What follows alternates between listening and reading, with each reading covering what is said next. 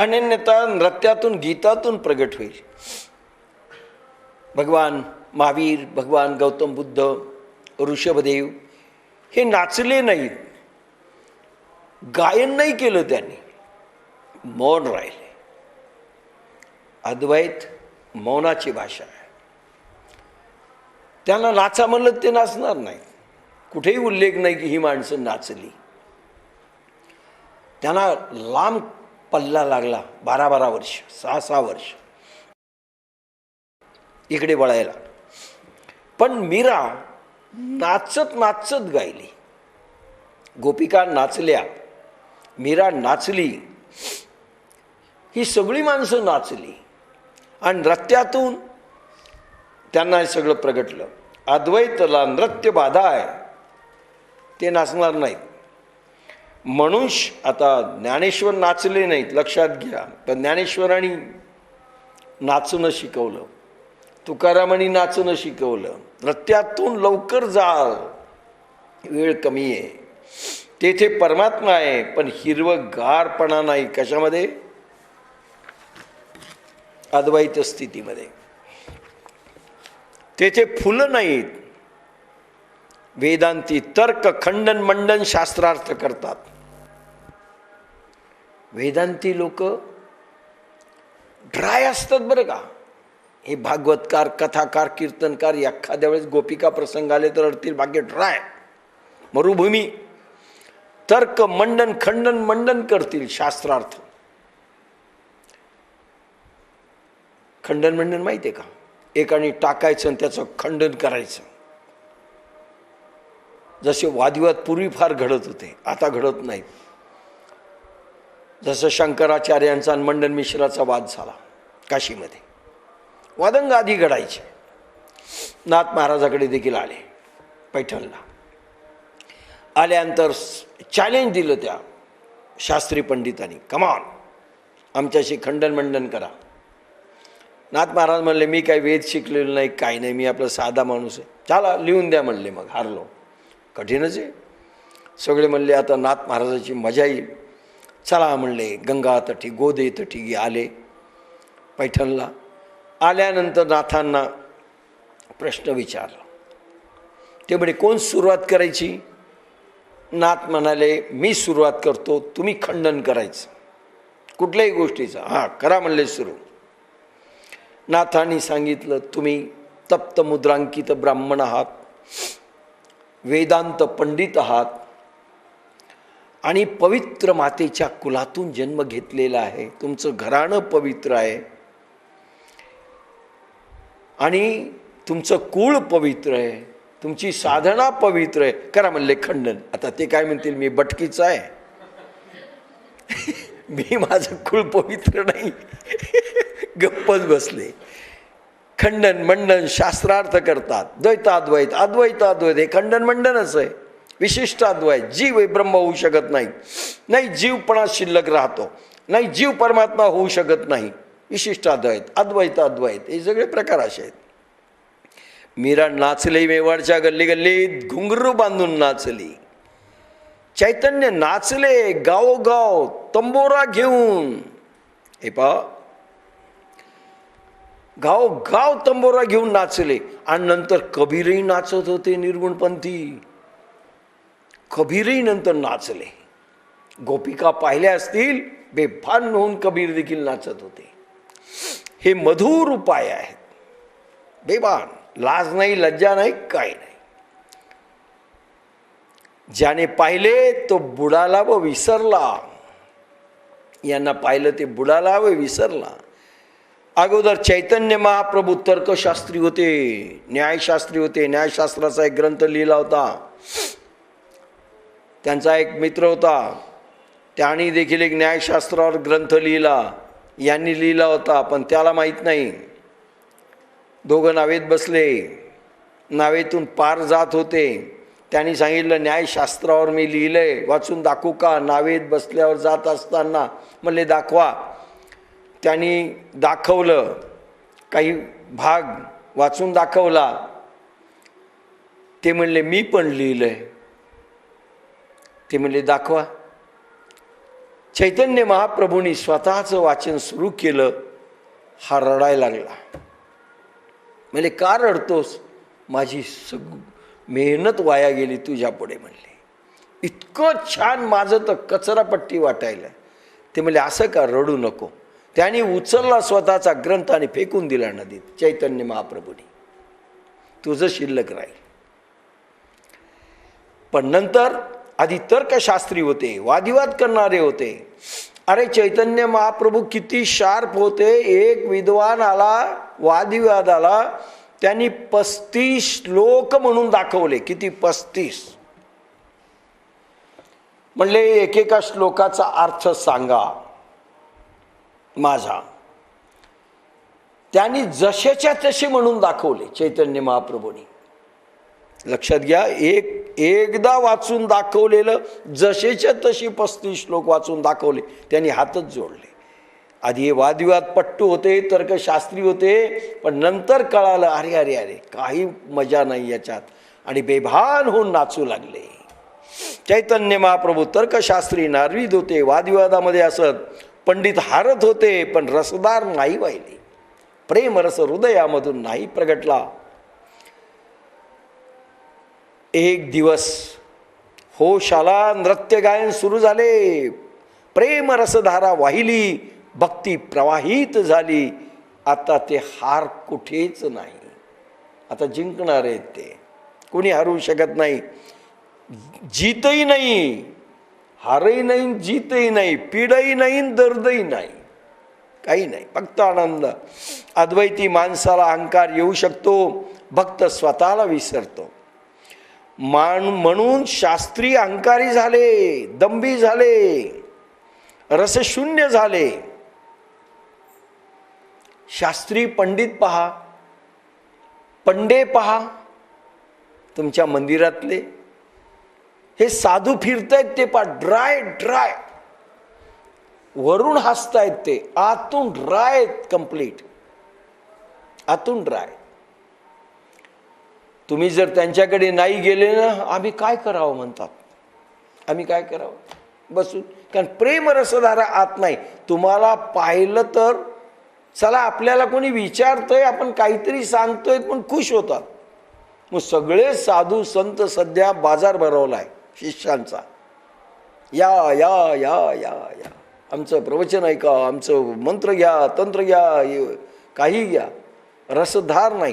अरे ज्यांची रसधारा वाहते त्याला गरज नाही कोणाची, आणि ज्यांना गरज वाटते, मुलामाय की आम्ही जगाच्या उद्धाराकरता चालू आहोत, तुमचाच उद्धार करून घ्या ना. कोणती साधना केली तुम्ही?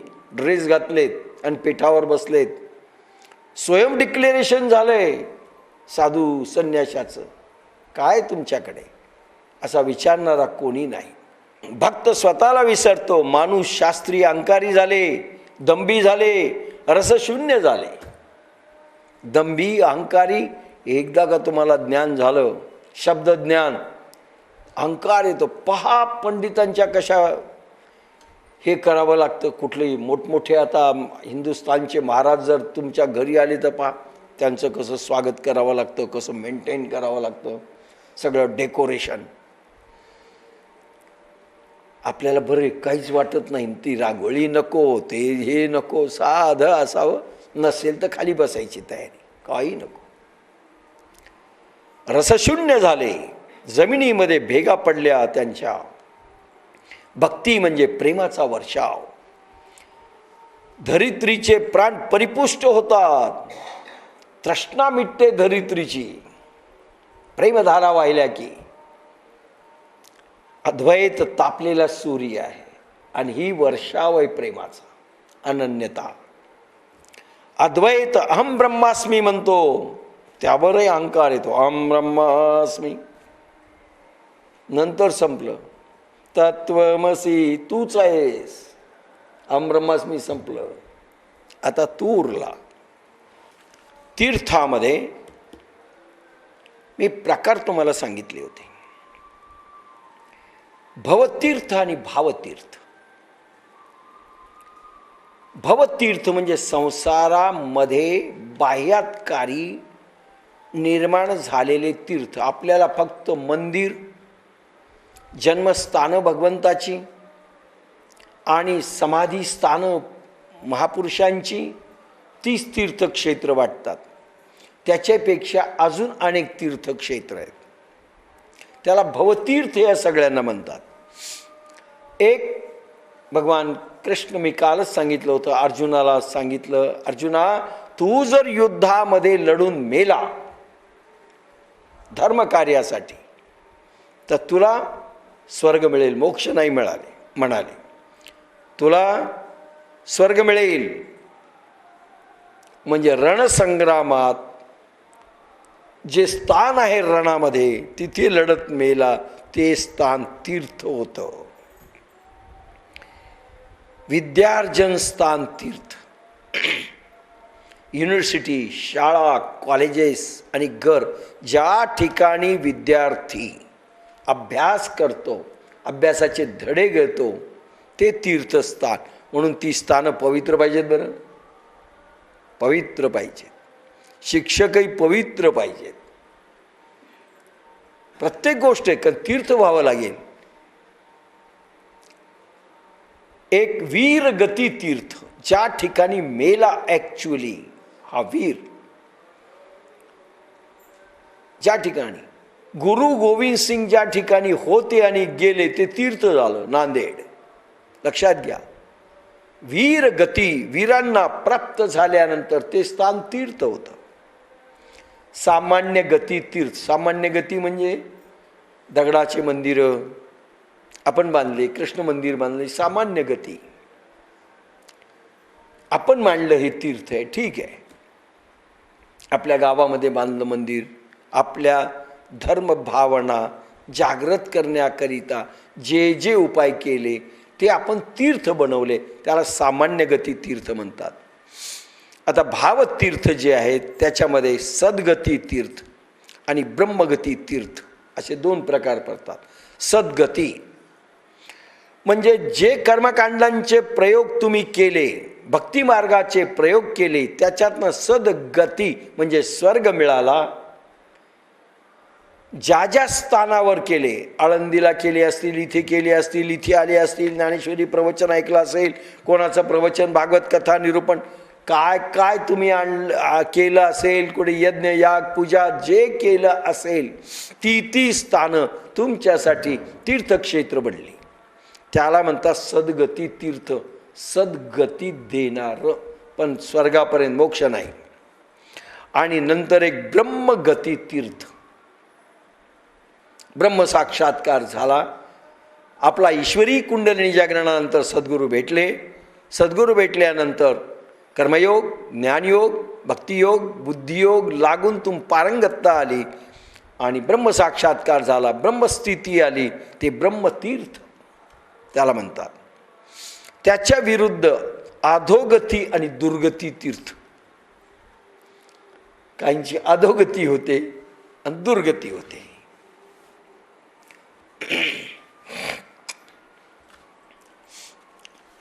आता एक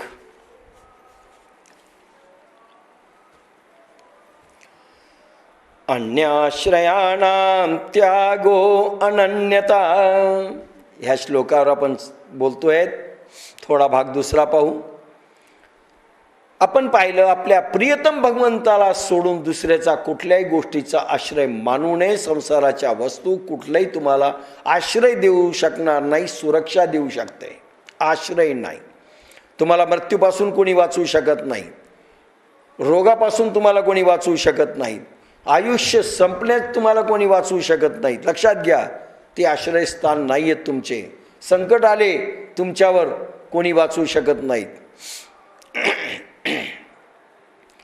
भगवान ज्ञानेश्वर माऊलींनी 4थ्या अध्यायात 21व्या ओवीत म्हटलंय, अवटलिय आस्था बुद्धी विषय सुखची परमावधी, जीव तैसा उपाधी आवडे लोकांना आस्था बुद्धी विषय सुखाची आहे. खाएंगे पिएंगे मौज करेंगे और क्या, पैसा पाहिजे, अडका पाहिजे, पत्नी पाहिजे, सगळं पाहिजे. आणि त्याच्यासाठी तो भगवंताकडे जातो उपाधी असते, अनन्य भाव नाही, ती भक्ती नाही. अवाटली असता बुद्धी, विषय सुखची परमावधी. बस विषय पाहिजेत, पैसा पाहिजे. आम्हाला भगवान नकोय. पैसा, अडका, सौंदर्य, प्रत्येक गोष्ट, खाणं पिणं, मौज मजा मस्ती सगळं पाहिजे. जीव तैसा उपाधी आवडे लोका. ती उपाधी बनते पण लोकांना आवडायली, त्याला ते भक्ती समजलेत. जया देह संबंध आतू, प्रतिपादी आत्मघातू. भोजता उसंतु काहीच नाही. 18वा अध्याय 1276वी ओवी. जया देह संबंध आतू, देह परिपुष्ट करण्यात, गुलाबजामुन करा, आज हे करा, भजे करा, आज ते करा, सगळं बस. देहभाव ज्यांचा जास्त जागृत आहे त्यालाही भक्ती नाही, अनन्य होऊ शकत नाही. जया देह संबंध आतू, प्रतिपादी आत्मघातू. आत्मघात करतो तो, देह संबंधावरच बोलणारा, देहावरच बोलणारा. भूजता उसंतु काहीच नाही. संसाराच्या वस्तूमध्ये, विषयांमध्ये, व्यक्तीमध्ये अनन्य भाव ठेवणं हा आत्मघात आहे. देह नुरे मिहा सरे उरला उरे विठ्ठल. धनाचा, कुळाचा, विद्वत्तेचा, तापाचा, बळाचा, पदाचा, जातीचा कुठलाही भाव असता कामा नये. आश्रयस्थान, धन आश्रय होणे, मी धनाने काही घेईल नाही हो. परवा केदारनाथला धन कामी आलं नाही, काही कामी आलं नाही, सगळं गेलं. कुळाचा अभिमान नाही चालणार, विद्वत्तेचाही नाही चालणार, तपाचा नाही, बळाचा नाही, पदाचा नाही आणि जातीचा नाही. मी या जातीचा आहे, चालतात, बिलकुल नाही, काही कामी येणार नाही. देजे तो विषयांची दाट झाडी, माझी काम क्रोधाची साकडी. चुकवोनी आला पाडी, सद्वासनेची जेतो विषयांची दाट झाडी. संसारातील खेळणी, संसारातील सर्कस, संसारातील पिक्चर, संसारातील रहस्यमय सौंदर्यमय भांडार ही दाट झाडी विषयांची दिसतात. माझी काम क्रोधाची साकडी, पुन्हा काम क्रोध लोभ ठासून भरले. चुकवोनी आला पाडी, सद्वासनेची त्याला सगळ्याला चुकवायचंय, विषयाला कामक्रोधाला सोडायचंय आणि चुकवून त्यांच्या नजरेतून सद्वासना, फक्त परमेश्वराविषयीची वासना म्हणजे अनन्यता. लक्षात घ्या. 7वा अध्याय 127-128 ओवी. मग साधू संगे सुभटा, उजू सत्कर्माची वाटा. अपप्रवृत्तीचा अवाटा डावलोनी. मग साधू संगे सुभटा, सिद्ध गुरु मिळाले, सत्कर्मापर्यंत आले, कामक्रोधाचं सगळं बाजूला सारलं, विषयांची दाट जाडी सुटली की मग साधूचा संग करा, ते तुम्हाला ॲक्सेप्ट करतील. उजू सत्कर्माची वाटा, मग सत्कर्माच्या वाटा नीट दिसतील भगवंताकडे जाण्याच्या भक्तीमधून. अपप्रवृत्तीचा अवाटा डावलोणी, अपप्रवृत्तीकडे जाणारं मन संपून इकडे प्रवृत्त होईल.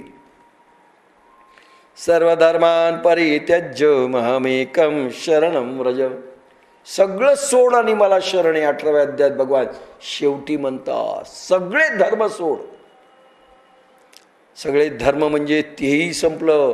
मी हिंदू आहे, मी वैदिक आहे, मी शैव आहे, मी जैन आहे, मी बौद्ध आहे, मी मुसलमान आहे, मी ख्रिश्चन आहे, मी पारशी आहे, मी यहुदी आहे. 8 धर्म प्रमुख आहेत. सगळं सोड, मला शरण आहे. अनन्य भाव भगवंताला ते पाहिजे. तुम्ही त्या भिंती लावल्या की संपले. मी फलाना आहे असंच जाईल, गेले कामात. तुम्ही धर्माच्या पाट्या जरी लावल्या स्वतःच्या मनामध्ये, संपलं तिथेच कट. सगळा धर्म सोड, माझ्याकडे ये, मला फक्त शरण आहे, मीच तुझा आहे. शरण आलो नेनते पणे, भाव भक्ती काहीच नेणे. तुकोबा म्हणतात